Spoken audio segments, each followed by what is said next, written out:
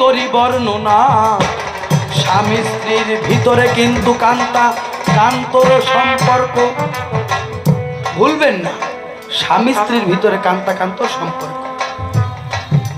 তাহলে স্বামী কি করছে? স্বামীর স্ত্রী কেন কান্তা প্রেমকে শ্রেষ্ঠ বলছি?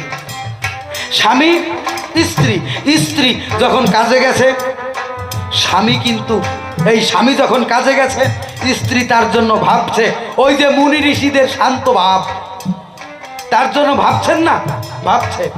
এইবার স্বামীর যখন রোগশয্যা হলো, স্ত্রী দাসীর মতন তার সেবা করে দিল, দাস্য ভাব।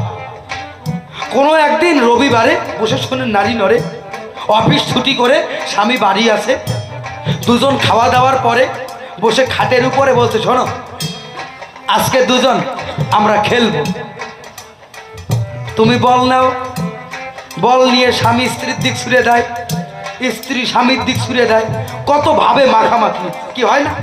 তাহলে এই তো স্বামী স্ত্রীর ভিতর শান্ত দাস্য সখ্য বাৎসল্য, স্ত্রীও মায়ের মতন হয়, স্ত্রীও মা হয়। কখন?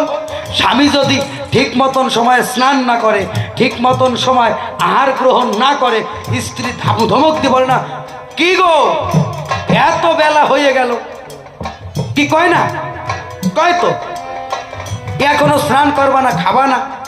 তাহলে স্বামী স্ত্রীর ভিতরে শান্ত প্রেম, দাস্য প্রেম, সখ্য বাৎসল্য রয়।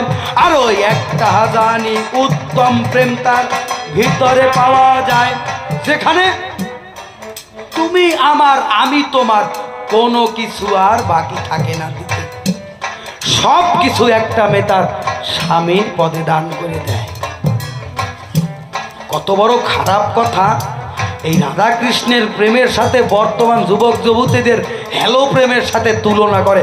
আমি ভাবলাম এত ভক্তরা ধরে মারিয়ে বসে নাকি। হ্যাঁ, এই করবে জানলে আমি বলভদ্রে আনতামই না, একা আসতাম। সত্যি কথা কি ওমা, বর্তমানে যে রাধা কৃষ্ণের প্রেমের সাথে বর্তমানে যুবক যুবতীদের যে প্রেম, আবার কয় কেষ্ট পিড়িতে মনে করাইয়ে দেয় সাগরেদ ভালো। এ রাধা কৃষ্ণের প্রেম কেমন? আমায় বাসভানা বাসো ভালো, তাতে দুঃখ নাই, আমি তোমাকে বাসিব ভালো প্রভু, এই ভিক্ষা চাই।